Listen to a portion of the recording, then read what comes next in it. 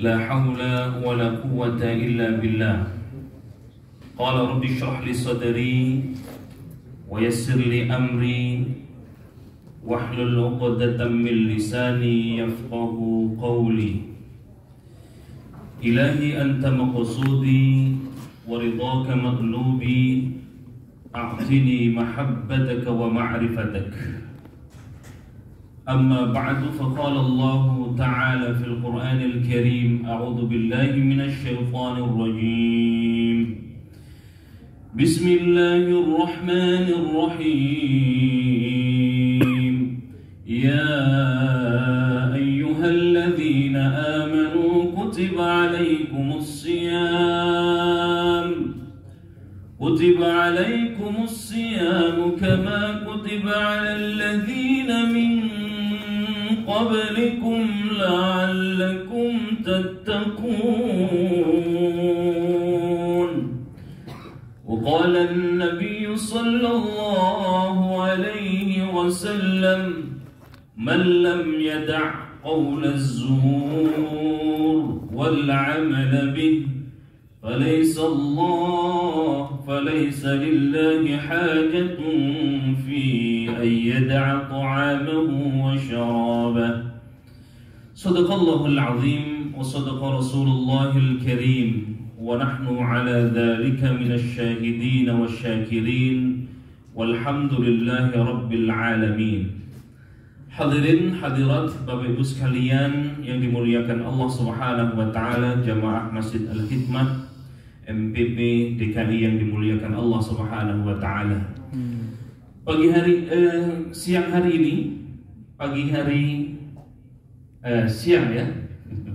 Siang hari ini atau sore hari ini kita alhamdulillah di kesempatan yang mulia ini di Ramadan yang keempat. Insyaallah, alhamdulillah kita sudah melewati Ramadan ketiga dan hari ini kita sudah memasuki Ramadan yang keempat. Mari kita bersyukur kehadirat Allah Subhanahu wa taala karena atas kehendak dan qudratnya lah kita kembali bertemu di Ramadan yang mulia ini, Ramadan Karim, Ramadan Syahrul Mubarak, Ramadan yang penuh diberkahi oleh Allah Subhanahu wa taala. Salawat dan salam mari kita limpah curahkan ke hadirat baginda Habibina wa syafi'ina wa maulana Muhammadin. Semoga salawat dan salam tercurah kepada para keluarga, para sahabat, para tabi'in, dan semoga salawat dan salam itu tercurah kepada kita yang hadir di kesempatan yang berbahagia ini.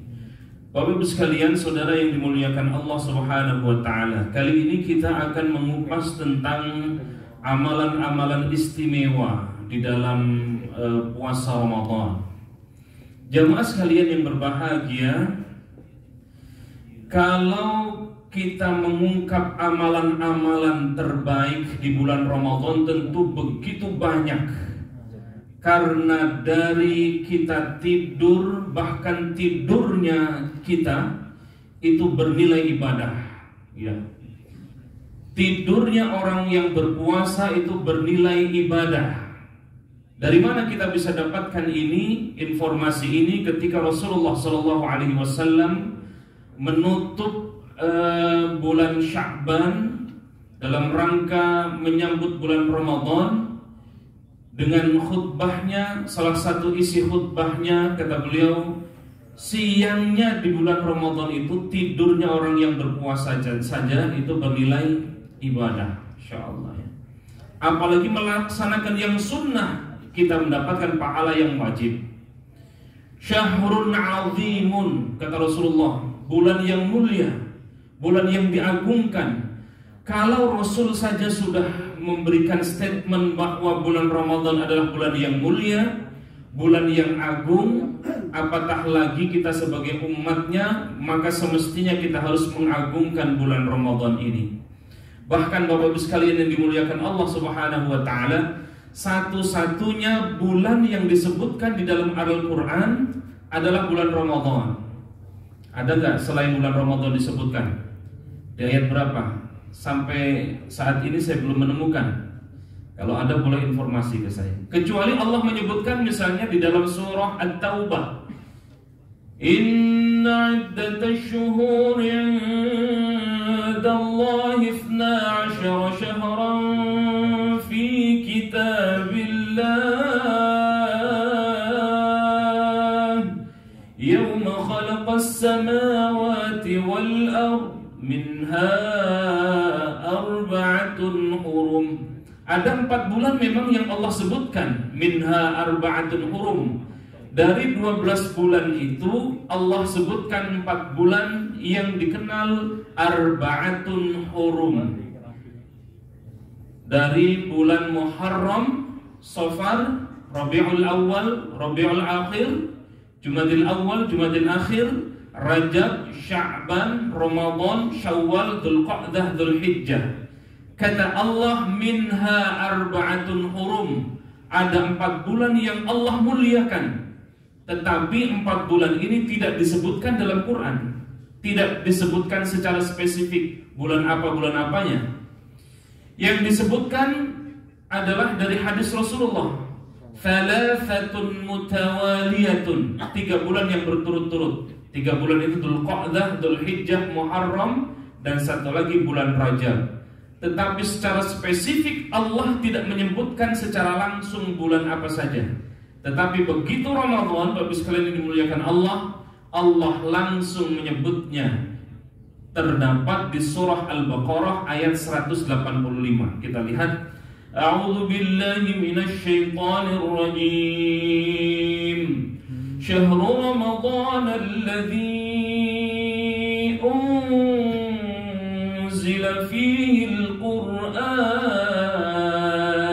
hudan lin-nasi wa bayyinatin minal huda wal furqan. Di ayat ini bulan apa yang disebutkan? Ramadan. Syahrul Ramadana. Ya. Langsung Allah menyebutkan Ramadannya. Syahrul Ramadan alladzi unzila fihi al-Qur'an. Kata Allah, bulan Ramadan itu di dalamnya diturunkan Al-Qur'an. Jadi Allah secara spesifik menyebutkan Ramadan di ayat 185. Sedangkan di ayat-ayat yang lain atau di surah-surah yang lain Allah tidak menyebutkan bulan-bulan yang lain dari 12 bulan itu. Maka kata para ulama, Ramadan itu adalah sayyidus syuhur, penghulunya para bulan, ya, penghulunya para bulan.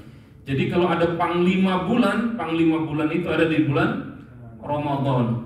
Ada sayyidul ayyam, maka sayyidul ayyam itu masya Allah juga banyak keberkahannya. Ada penghulu dari hari, penghulu hari itu adalah hari Jumu'ah, sayyidul ayyam ay yaumul Jumu'ah.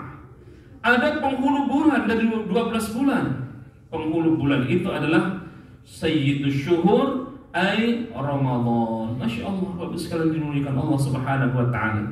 Maka Ramadan menjadi istimewa, ya. Kenapa istimewa? Salah satunya disebutkan langsung di dalam ayat tadi, Syahrul Ramadan alladzi unzila fil Qur'an. Ramadan di dalamnya diturunkan Al-Qur'an, maka Ramadan menjadi mulia, Ramadan menjadi istimewa karena di dalamnya diturunkan Al-Qur'an. Jadi keistimewaannya apa? Ramadan itu ada di dalamnya diturunkan Al-Qur'anul Karim. Maka jamaah sekalian yang dimuliakan Allah Subhanahu wa taala, amalan yang pertama yang istimewa yang harus kita lakukan di bulan Ramadan adalah tilawah Al-Qur'an. Tidak ada yang dilakukan oleh Rasulullah di bulan Ramadan. Masya Allah, di bulan Ramadan Rasulullah Sallallahu Alaihi Wasallam talaqi itu bertemu, nyetor hafalannya kepada siapa? Kepada malaikat Jibril alaihi salatu wassalam. Jadi Bapak sekalian dimuliakan Allah Subhanahu wa taala, ngaji Quran itu ya jangan sendirian ya Pak ya. Jangan sendirian, jangan melalui kaset doang. Itu nggak apa-apa sebagai wasilah saja. Jangan melalui YouTube saja. Jangan melalui MP3 yang kita dengar saja. Jangan. Harus punya guru. Dari mana kita bisa ambil? Nabi saja masih berguru kepada malaikat Jibril alaihi salatu wassalam sekelas Nabi.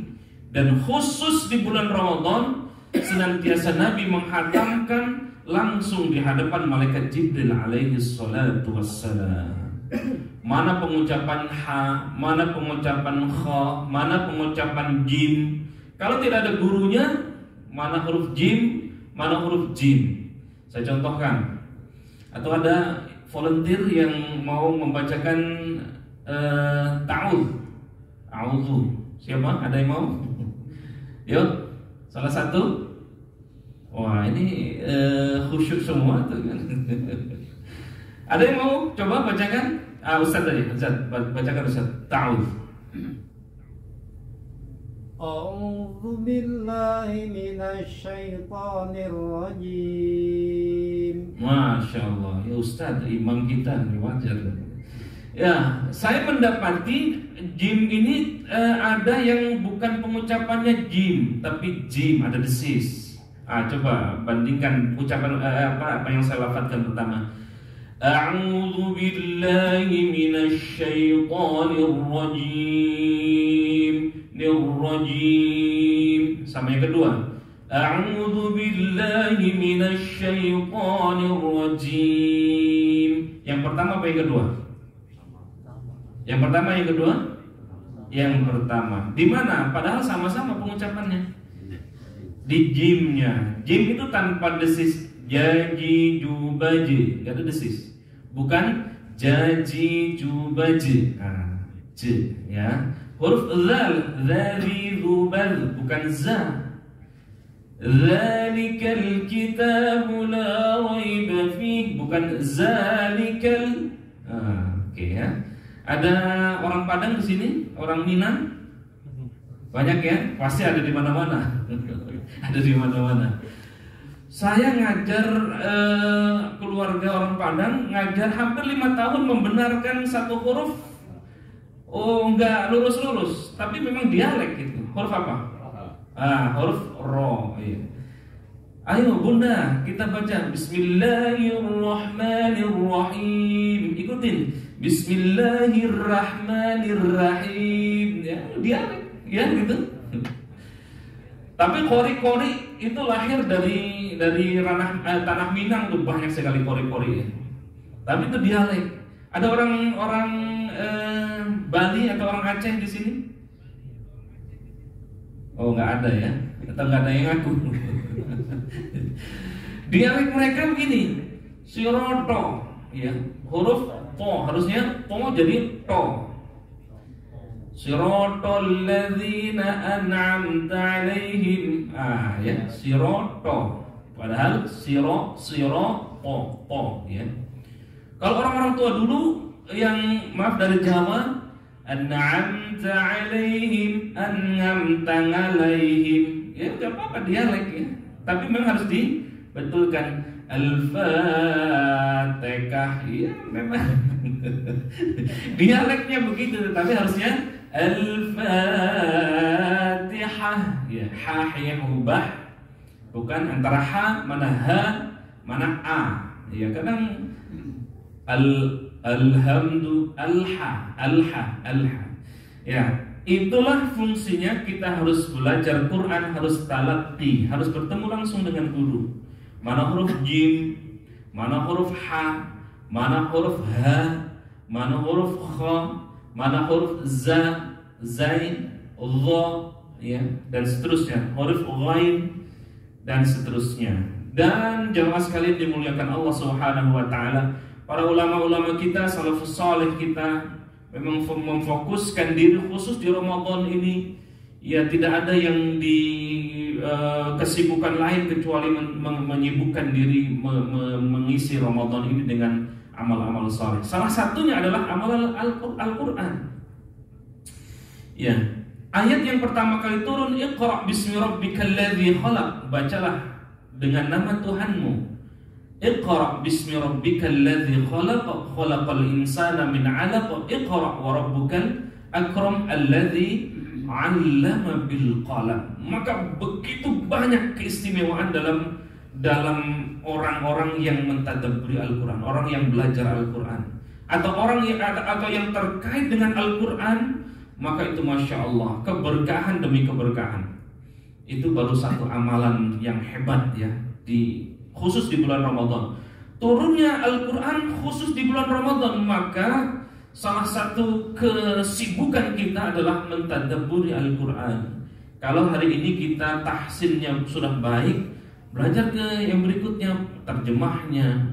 Kalau terjemahnya sudah bagus, belajar ke tashihnya, fasahahnya. Kalau sudah bagus fasahahnya, tajwidnya. Kalau sudah bagus tajwidnya, jadi gak selesai-selesai. Belajar ulumul Qur'annya. Ulumul Qur'annya sudah selesai, belajar tafsirnya. Tafsirnya sudah selesai, ya mengamalkannya, Masya Allah. Jadi ilmu yang terkait dengan Al-Quran. Saya S1 saya bidang ilmu Al-Quran, S2 bidang ilmu Al-Quran, S3 bidang ilmu Al-Quran. Keseharian ngajarnya bidang Al-Quran. Sampai beberapa tahun atau puluhan tahun belajar Quran, rasanya masih banyak yang belum saya kuasai. Disertasi saya itu tentang diskursus munasabah Al-Quran. Satu kajian atau satu bidang saja di bidang ulumul Quran. Munasabah Al-Quran kurang lebih 500 halaman. Sudah dicetak diskursus munasabah Al-Quran oleh penerbit Amzah Bumi Aksara. Silakan cari itu Hasan Ahmad Said, diskursus munasabah Al-Quran. Itu baru satu bidang, belum bidang yang lain. Saya contohkan gini.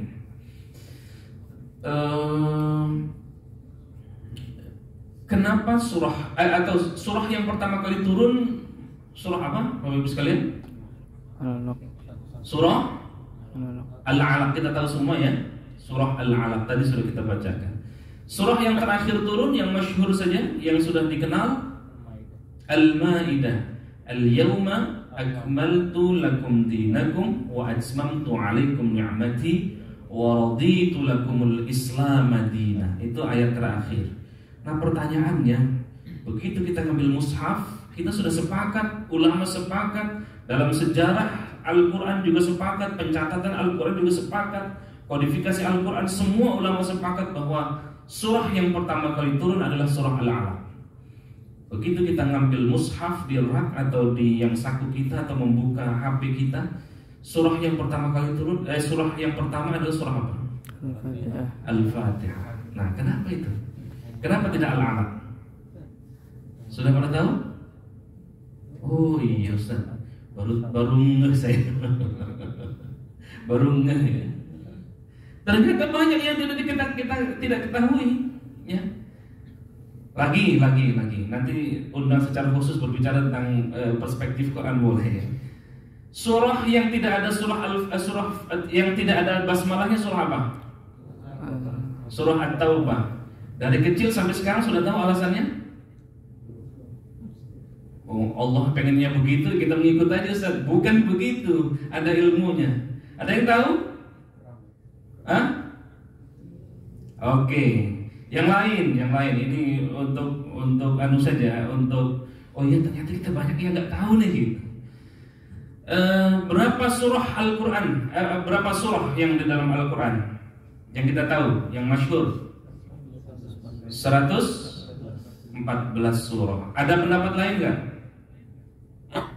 Ada pendapat lain? Ada? Kalau saya katakan enggak 114 surah tapi 113 surah boleh enggak?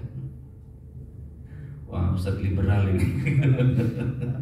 Ilmu yang ada. Ternyata ada hadis sahih yang mengatakan bahwa surah Al-Anfal dengan surah Bara'ah ini satu surah, karena berbicara tentang konteksnya, tentang peperangan.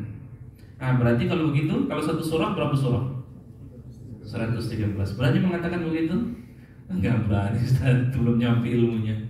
Oke, ayat Al-Quran berapa yang kita tahu? 6.666. Sudah pernah ngitung? Wah, begitu ngitung akan kaget kita. Begitu kita Al-Fatihah 7 ayat, Al-Baqarah sekian sampai An-Nas, nggak nyampe tuh 6.666 ayat. Yang lainnya kemana itu? Jumlahnya kurang lebih 6.200 ayat. Berarti ada berapa ayat yang hilang? Dari 6.200-an ke 6.600, 400-an banyak ya. Kemana itu ayatnya?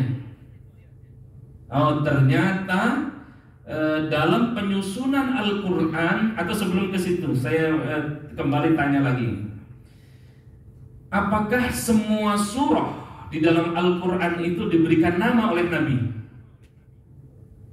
Diberikan nama enggak oleh Nabi? Semuanya? Enggak. Kalau begitu siapa yang memberikan nama? Tim perumus kodifikasi Al-Quran yang diketuai oleh Zaid bin Sabit. Ya, Zaid bin Sabit. Maka kata para ulama tentang kodifikasi Al-Quran, pengumpulan Al-Quran, tertib, ada dalam ulumul Quran itu dikenal ilmu tertibun nuzul wa tertibus suwar, susunan surah dan susunan ayat, ya. Itu bagian dari kajian disertasi saya, kajian disertasi S3 saya. Nah, tentang tertibus suwar wa tertibul ayat, ayat, susunan surah itu ada dua pendapat. Yang pertama ijtihadi, yang kedua adalah tauqifi atau tauqifi dulu. Tauqifi itu sudah dari sononya Nabi sudah memang berbicara. Yang kedua adalah ijtihadi, ijtihad para ulama, ya, ijtihad para ulama. Ya, insyaallah Bapak sekalian dimuliakan Allah Subhanahu wa taala. Ijtihadi termasuk jumlah ayat, jumlah surah. Maka kita pernah dengar kan, apakah semua bersepakat surah Al-Fatihah itu 7 ayat? Ada pernah dengar ayat berapa ayat? Ada selain 7? Ada 6, ya, ada yang 6, ada yang 7. Ada yang memasukkan Bismillahirrahmanirrahim surah Al-Fatihah, ada yang tidak. Ada kita sering ikut-ikut Imam Sudais, ya, atau Imam Suraim, atau imam-imam Haramain. Shiratal ladzina an'amta 'alaihim ghairil maghdubi 'alaihim waladdallin.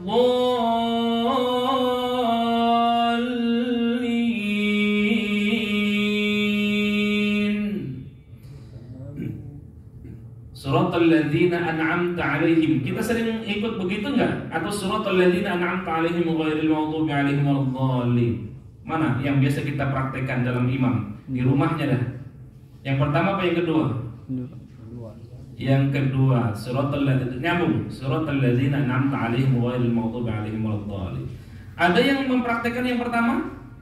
Suratal ladzina an'amta 'alaihim ghairil maghdubi 'alaihim waladdallin. Kalau kita siratal ladzina an'amta 'alaihim berhenti, maka kita harus meyakini bahwa ayat ini terdiri dari 2 ayat. Siratal ladzina an'amta 'alaihim 1 ayat, ghairil maghdubi 'alaihim waladdallin 1 ayat. Jangan hanya ngikut-ngikut doang. Ngikut Imam Sudais begitu saat di ketika umur, ketika haji. Rupanya ada ilmunya. Ada yang menyebutkan 6 ayat, ada yang menyebutkan 7 ayat. Oh, ini tauqifi kalau gitu. Termasuk penempatan surah, penempatan ayat itu ijtihadi. Ijtihad maksud ijtihad. Ya, Masya Allah, Bapak sekalian dimuliakan Allah. Maka Al-Quran itu secara ta'rifnya, secara definisinya, kata para ulama, Al-Quran huwa kalamullah al-mu'jizu al-munazzal ala khatamil anbiya'i wal mursalin biwasitatil amin Jibril alaihi salatu wassalam, al-mabdu'u bi suratil Fatihah wal mukhtatamu bi suratil Nas, al-muta'abbadu bi tilawati. Al-mabdu'u bi suratil Fatihah, saya ingin menggarisbawahi di situ saja. Diawali dengan surah Al-Fatihah, wal mukhtatamu bi suratil Nas, dan diakhiri dengan surah An-Nas. Itulah yang ada pada mushaf kita. Bagus sekali dimuliakan Allah. Mushaf itu atau mushaf yang kita pegang itu dikenal sebagai mushaf Utsmani. Kenapa dinamakan mushaf Utsmani? Karena kodifikasi Al-Quran itu terjadi pada masa Utsman bin Affan, Khalifah Utsman bin Affan. Waktu itu dibikin menjadi 5. 1 disebar ke Makkah, ke Madinah, Kufah, Basrah. 1 lagi disimpan oleh imam. Maka mushaf itu dikenal dengan mushaf al-imam. Sudah dalam bentuk mushaf. Kalau dulu masih lembaran-lembaran, maka dikenal dengan suhuf. Ya, itu Bapak sekalian dimuliakan Allah Subhanahu wa taala. Enggak akan selesai mengkaji Quran, kita preteli satu persatu, Masya Allah panjang. Itu baru satu. Tapi satu saja kita mendekat kepada Quran, Masya Allah, kebaikan, lipatan, kebaikan ada di dalam Quran. Gak percaya? Kita lihat hadis Rasul.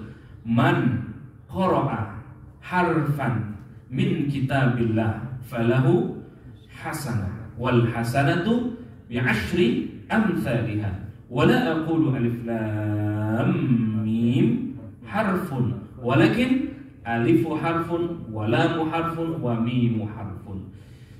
Jadi kalau kita membaca hadis ini, bisa saya katakan apapun kesulitan kita, jadikan Quran sebagai terapinya. Sakit sesakit apapun kita, model apapun sakitnya, jadikan Quran sebagai terapinya. Baik itu sakit fisik maupun sakit hati. Ya, yang sakit hati udah otomatis itu ya. Ala bi dzikrillahi tatma'innul qulub. Kalau pengen hatinya tenang, zikir, dan zikir terbaik itu adalah baca Quran.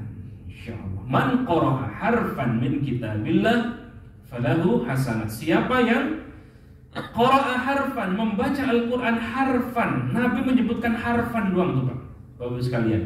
Satu huruf saja, bukan satu ayat, bukan satu kalimat, bukan satu surah, satu juz, satu Al-Quran. Nabi malah menyebutkannya enteng, harfan.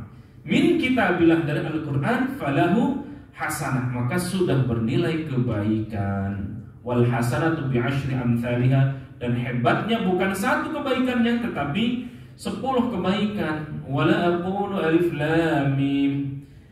Jangan kita katakan ketika membaca alif lam mim satu huruf. La, walakin alif harfun wa lam harfun wa mim harfun. Alifnya satu huruf, lamnya satu huruf, mimnya satu huruf. Masya Allah. Semuanya lipatan-lipatan kebaikan-kebaikan dari Allah. Maka hajat apapun Bapak Ibu sekalian dimuliakan Allah Subhanahu wa taala, insya Allah akan terkabul dengan membaca Al-Quran. Ya. Orang yang mendekati Al-Quran atau apapun yang senantiasa disandingkan dengan Al-Quran, maka berkah. Ramadan salah satu bulan dari 12 bulan. Ketika Ramadan disandingkan dengan Al-Quran atau dipasangkan dengan Quran, Al-Quran turun di bulan Ramadan, maka Ramadan menjadi berkah. Masya Allah, seperti sekarang Ramadan dari 14 abad yang lalu sampai sekarang, bulan Ramadan Masya Allah bulan yang paling istimewa. Ketika satu tempat diidentikan atau dikaitkan dengan Quran, Makkah, Madinah, siapa yang mau nempatin dulu? Ya. Ketika Nabiullah Ibrahim alaihissalatu wassalam naro itu Siti Hajar, wah Siti Hajar udah gundah. Gimana sih kira-kira, gimana sih Bang Ibrahim ini kira-kira ya? Bang Ibrahim ini di sini panas, tandus, kering kerontak, kok saya taruh di sini gitu kira-kira. Ya saking panasnya itu. Tapi ketika dikaitkan dengan Quran, Makkah turun di Quran, Quran turun di Makkah, Madinah turun di Quran turun di Madinah, maka Makkah, Madinah menjadi Masya Allah istimewa. Maka dikenal sebagai Haramain, dua kota suci, dua kota yang dimuliakan Allah Subhanahu wa taala. Kalau Bapak Ibu sekalian pernah haji atau umroh, datanglah ke Bukit Taif. Di Taif itu Masya Allah 2018 saya membawa jamaah. Di Mekah itu derajatnya 45 sampai 50 derajat sampai 53 derajat. Di Taif itu dingin. Ya, di Taif itu dingin. Semangkanya, ya kalau di Indonesia semangkanya segede kepala manusia, seperti kepala kita lah gitu. Kalau di Taif itu Masya Allah semangkanya luar biasa besar-besar. Nah, kehidupan di sana, perekonomian di sana, lalu kemudian pertanian di Taif itu Masya Allah.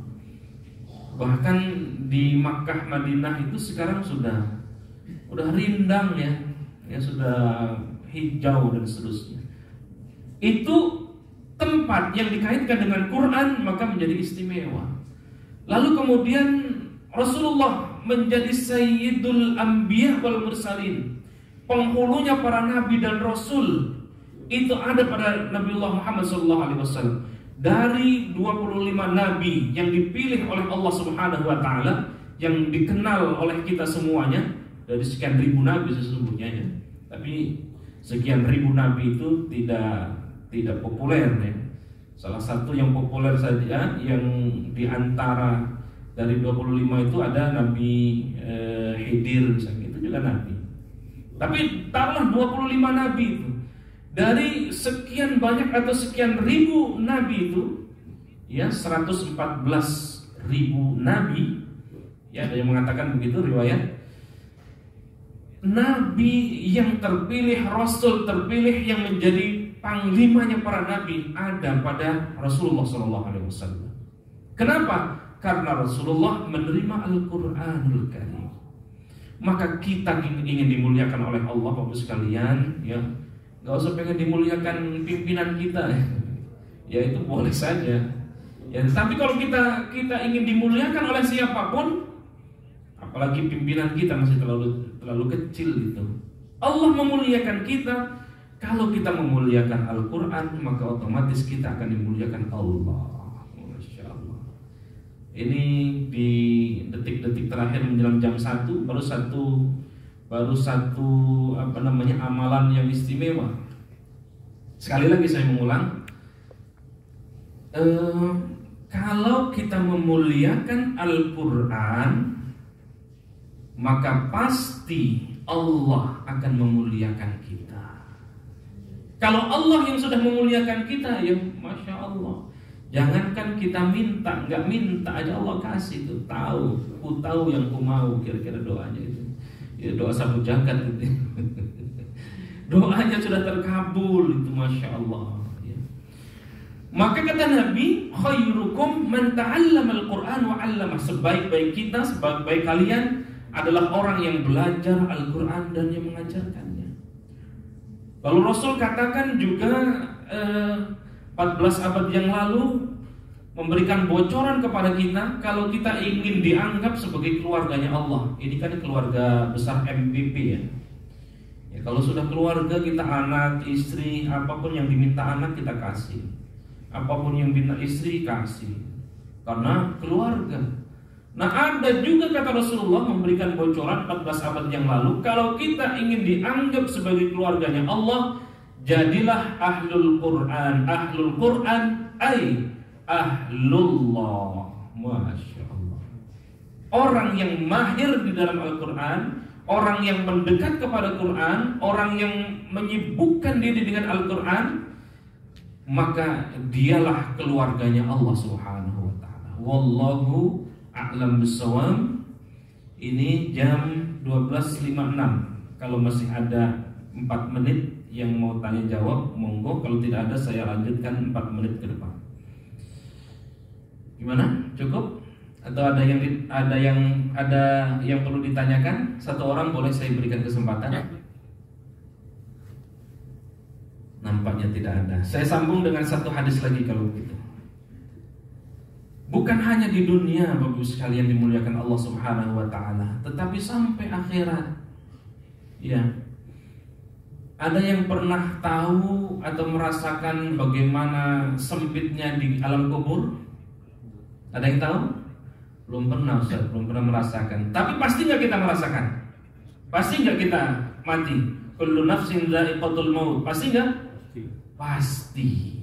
Pasti kita akan melewati kubur itu. Kullu nafsin dha'iqatul maut. 1 kali 2 meter ya. Hanya cukup buat badan doang. Ya, cukup buat badan doang. Ada satu amalan yang amalan itu Bapak sekalian dimuliakan Allah Subhanahu, yang dimuliakan Allah Subhanahu wa ta'ala. Dari sekian banyak amalan, yang kelak akan mendampingi kita, yang kelak akan menjadi lentera buat kita, ya dikubur di tempat yang gelap, ya, Masya Allah. Ada teman yang istimewa. Teman itu adalah bacaan Quran kita sampai hari akhir. Kata Nabi, Iqra'ul Quran fa innahu ya'ti yawmal qiyamah syafi'an li ashabih. Iqra'ul Quran, bacalah Al-Quran. Fa innahu ya'ti yawmal qiyamah, karena bacaan Al-Quran itu ya'ti yawmal qiyamah, akan datang di hari kiamat, syafi'an li ashabi, menjadi penolong, menjadi syafaat bagi yang membacanya. Ya Allah. Bahkan ada hadis yang lain, derajat surga kita, Bapak Ibu sekalian. 1 menit lagi ya, 12.59, saya harus konsisten waktunya. Derajat surga kita, Bapak sekalian, ini buat semangat kita untuk mengkaji Quran dan menghafal ya. Jangan sampai usia kita ini rata-rata usia 17 tahun ke atas semua ya. Ke atas semua, untuk ke atas yang banyak. Tahu atau bagaimana tingkatan surga kita bergantung sejauh mana atau sebanyak apa hafalan Al-Quran kita. Ya, kalau hafalan Quran kita baru juz amma, maka surga kita pun setara dengan juz amma. Kalau Al-Quran yang kita hafal itu banyak, maka seperti itulah tingkatan surga kita. Masya Allah. Kalau kita jadi ahlul Quran, bukan hanya untuk diri kita, tetapi bisa juga menyelamatkan. Kata Nabi di Fadhailul Quran, ya, ada 10 anggota keluarga yang kita bawa. Ada imam masjid, ayo masuk surga. Ada operator, saya ajak masuk surga. Ada karyawan-karyawan lagi lain, ya, ada anak-anak, istri, mertua, ya, kita ajak 10 orang, ya, memberikan syafaat. Wallahu a'lam bishawab. Sudah tepat jam 13.00 di jam saya. Yang benar dari Allah, yang salah atas kedhaifan diri saya pribadi. Mari kita tutup dengan hamdalah. Alhamdulillahirabbil alamin wa kafaratul majlis. Subhanakallahumma wa bihamdika asyhadu an la ilaha illa anta astaghfiruka wa atubu ilaik. Surah Al-'Asr wal 'asri innal insana lafi khusr illa alladziina amanu wa 'amilus shalihati wa tawassaw bil haqqi wa tawassaw bis sabr. Wallahu a'lam bis-shawab, wallahu al-muwaffiq ila aqwamit thoriq. Wassalamualaikum warahmatullahi wabarakatuh.